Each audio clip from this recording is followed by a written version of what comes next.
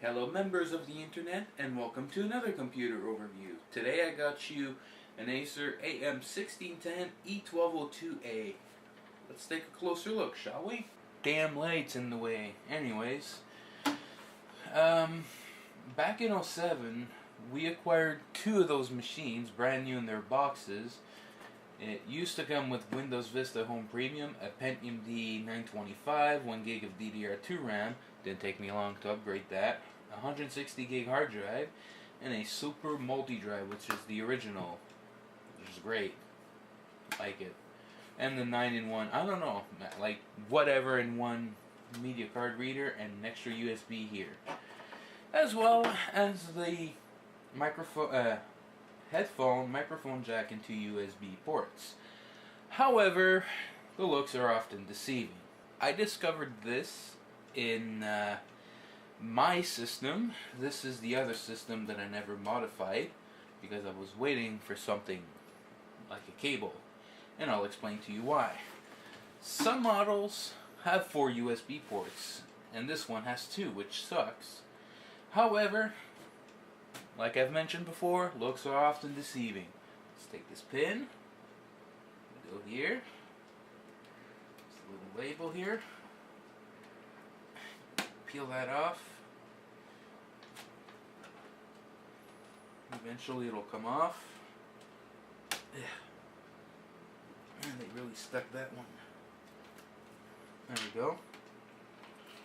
And as we peel it off, still have our 2 USB ports, but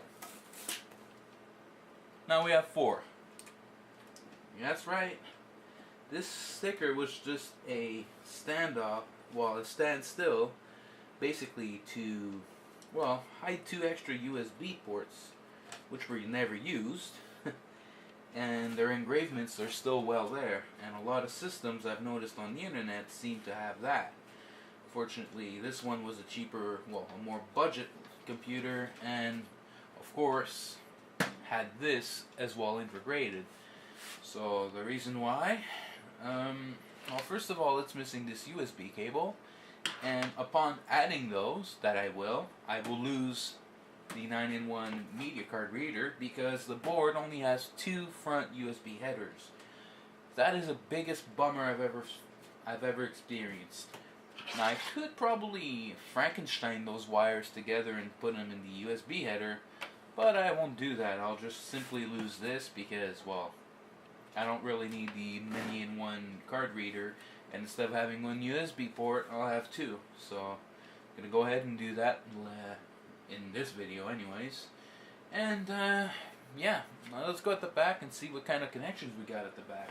At the back there's nothing fancy. Your power supply, an exhaust fan, your PS2 connectors for your keyboard and mouse, serial, parallel, VGA, 4 USB, 1 FireWire, 1 10100 megabit Ethernet, and your 7.1 surround sound. Inside shall we go? That had to be the weirdest thing I've ever said. Inside shall we go? Anyways.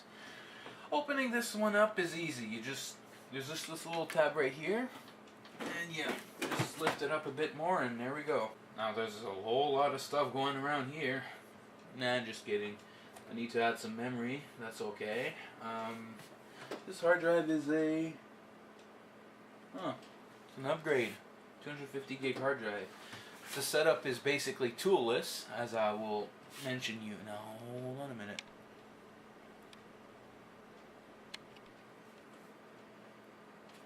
This is a toolless case. You'll just have to twist into a 90-degree bend and it should pop out. And then your drive should immediately go right away. Same for the hard drive, same for the CD-ROM drive, except it's a little jammy in there, and it's kind of well, it's kind of tricky sometimes, especially when you have a video card here. It'll probably bump into it. Sometimes it's a design flaw, sometimes it's awesome. And it looks like I lost my expansion port, toolless design, but that is okay because you can still screw a screw if you want to. So that's, yeah, that's a consolation price. Much better than the Hewlett-Packard I had. Okay, down to the motherboard. We have no gigs of RAM, but that's okay. I have a couple sticks of 1 gig. We're powered by the silicon integrated chipset. Yeah, that's pure shit, alright. It's the SIS 662, and this one claims to support Core 2 Duos, and it is the 800 megahertz front side bus. However, there is a website that says it supports up to 1066. Well, I'm gonna get my answer right now. This is an E6300. I will power it on with the Pentium D, make sure everything's fine, and then I will try with the E6300.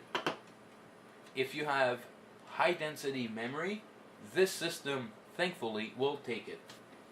Now over here we have our massive air duct. This is beautiful because it draws air straight from outside. However, it is a dust magnet. That's a little bit of a downside. At the bottom we have our audio connector. This is the front USB. This is another front USB. And this one down there looked like it was a front USB, but in fact might be just some random thing. Your power connector here, we have two serial ATA connectors. That's it. We have an ID connector, a floppy connector, and as well as your 24-pin power supply and your 4-pin CPU connector. Your fan, the exhaust fan right here, exhausts hot air straight from outside, even though there's this massive air duct in the way. And of course, we have our PCI Express 16 lane, 1 lane, and 2 standard PCIs, which is great because I had this system was equipped with a Pentium D925 and an 8600 GT, and it actually worked properly, except over time I modified it and I used an Asus P5 LD2 VM and switched it. But overall, this system actually managed to do great despite its limitations, such as 2 sticks of RAM max. It maxes out at 4 gigs of RAM, and other than that, well, it's a basic system.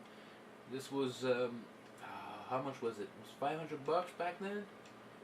Yeah, something like that. Or 400? Anyways, I don't remember. So, I'm just going to go ahead and connect the USB port, and I'll be right back.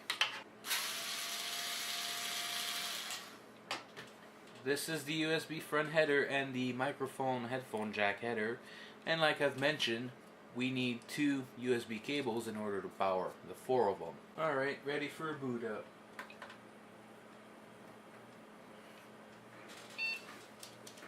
Alright, once more. Memory clock is 533 even though it's supposed to be 800. Stupid thing. Once again, greeted by an award BIOS, and this one doesn't even have overclocking feature, which is normal. CPU feature, that's basically what you got. Doesn't even give me the, only shows me 533. I have no idea why, but silent boot, basically it's the splash screen, and you can show the small logo, basically the, what is it again, Energy Star, I believe? No. The configuration table, the L2 cache, ECC checking, what the hell? We're greeted with a drive. There we go. Here you can pause the video anytime you want. Is the time correct?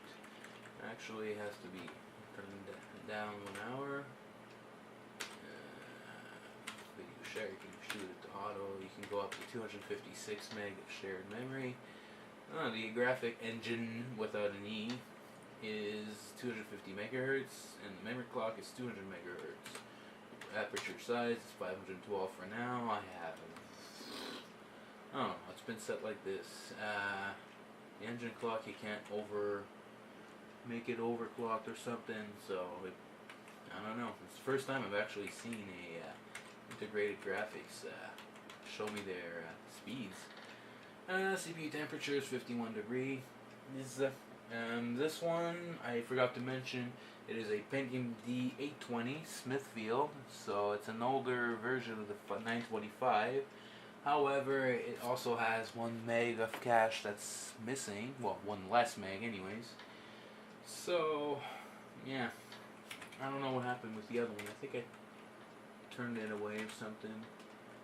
Anyways, I do have a couple Pentium D945 if I want to upgrade this stuff. I think I've been here before, yeah. Advanced, I've been there. Integrated peripherals.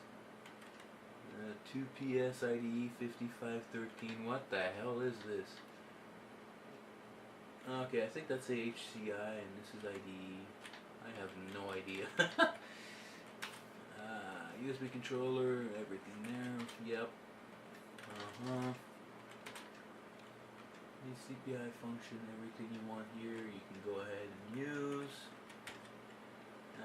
PCI valid snoop. There is a couple things that I don't get. Except this PCI Express relative item. Payload size, you can do all this stuff. Oh, smart fan control. Let's disable this and see how loud it's going to be. I never checked this before. But it is a damn loud fan.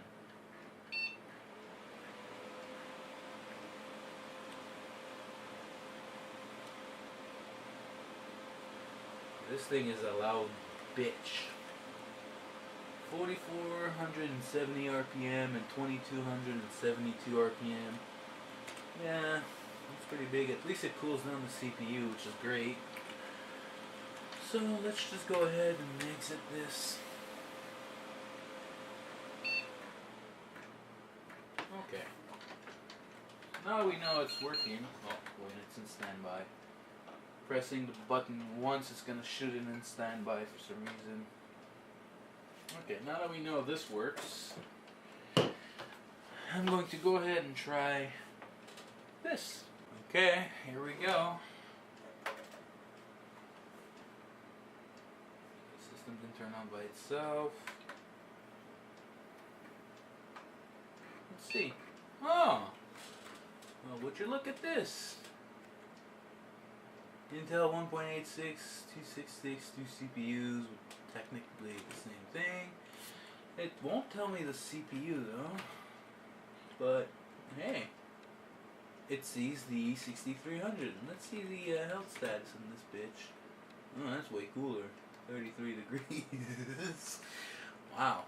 So, for those of you who are looking to put a 1066 MHz frontside bus, well, this is going to take an E6300 after all. Maybe an E6600 too. I don't know. That's pretty nice. Considering the fact that I got 23 CPUs that are E6300 up to an E7400, well, I think I'll keep this one in there and put the Pentium Ds on other system that cannot support the Core 2 Duos. Nice. Okay, well, save and exit. I don't know why the memory's still... Wait a minute. I don't know why the memory's still at 533. Oh boy. Oh yeah, it sees it. Core 2 Duo 6300. My bad. What if I do disable this? Dim PCI clock auto detect. What will this do? Exit without saving. So we do have a system that recognizes the... It's right here. I didn't look properly. Oh yeah, it's there. Oh, I spoke too soon. Warning, CPU frontside bus more than 100 and not supported on this platform. Press F1 to continue. Okay. Yeah, it's being the bitch like an Intel used to do. It detects the CPU fine and halts the system. Piece of shit. The front side bus is overhead on 800 megahertz and it's not supported on this platform. Fuck you, F1. What? Oh, brother. At least it's fine. It'll be like, oh, we don't support this, but you can go if you want to. What the hell is this? Okay. So I officially got myself a Core 2 Duo, or Core 2 Stupid anyways. And the system's like, duh, can't support more than 800 megahertz. And then, oh, we can continue if you want. Yeah, sure. What kind of system does this? Normally it just would post. It'd be like, fuck you, I ain't going on. That's the home premium. Okay, well, they found the Core 2 Duo anyways, 6300. Go ahead and find CPU-Z. I don't want to do this. Oops. I'm going to use IE. The world's most favorite internet browser in the whole world. Oh yeah. Okay, well, despite having it vast in the background that doesn't want to be quiet and, terminate, we have our Core 2 Duo E6300 registered properly in all its settings, as well as the rated frontside bus being correctly registered. Bus speed, multiplier, and the speed itself is all fine. The caches are also found. The Acer, everything is in there. Oh, it's an SIS 672. It was a 662. I thought it was a 662. That's all the specifications I found. Whatever. It's still shit. Silicon integrated shit. Memory's there. 266. It's just 533. It's stupid. Sucks because it can go at 400. You see? I do not have ideas why. Check for driver update, check for BIOS updates. I don't think BIOSes are going to do anything. So I'm going to go ahead and restart the system and see what it says again. Maybe I can get that. Oh, fuck this. It says to update anyways. I don't care about this Windows installation. Come on, you can do it.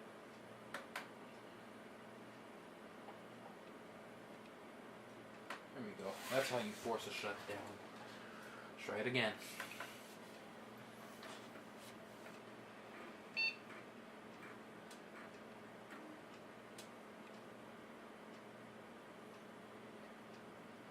This has got to be the. I just can't get over the fact. This has got to be the stupidest warning ever. Let's go into setup, see if I can make it shut up about that. Halt on all but keyboard. How about wait, no error.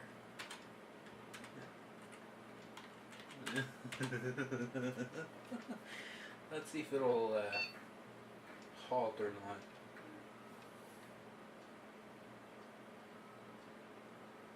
Nope, it gave up. Good.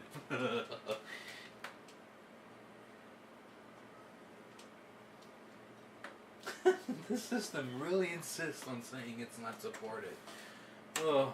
At least it's not being like Intel where it halts your system and you really have to put an appropriate processor. And this is, I found this on the, what's it, an SC440BX2? It was one of the earlier revisions where it detects the Pentium 3 600, for example. It goes as far as 550. The later revisions go up to 600, can go higher. But the 600 megahertz CPU are being registered properly. However, it halts your system because it says this is an invalid CPU that you put in your system. Boom, I'm halting, and it's as far as I go. At least this one's being nice and gives you the option to go in setup, or you can continue. So, hey, it works. I don't know if it's gonna destroy the system. I don't care really, because I haven't seen anything wrong. Power supply doesn't even get hot. So, and it's much better than running a Pentium D as far as I know. So, yeah, I guess it's a nice score. Even though it kind of makes its own warning sound funny. Anyways, I'm going to wrap things up here. So there you have it. This is the Acer Aspire AM1610 E1202A. And despite the fact that it ran 925 stock, and I switched to an 820 later on, and I've upgraded it to 6300, and it kind of tells me that it's not happy, but it'll take it anyways. it was a nice budget system. It's very quiet, and the design was kind of nice. Finding the 2 extra USB ports right down there was actually a nice plus. However, on the downside, like I've mentioned before, I lost this, my multi-in-one whatever card reader, and my lonely USB port is now non-functional. However, nothing stops me from buying one of those USB headers that you connect the USB in the back to get that working again, or, well, change boards. But since I want to keep it stock and the fact that it's original, I don't plan on doing one or the other. Because, well, you know, it's kind of unique. I like it this way. So anyways, if you got any comments, questions, anything I've overlooked or not looked at, please feel free to leave me a comment down below. Until next time, take care.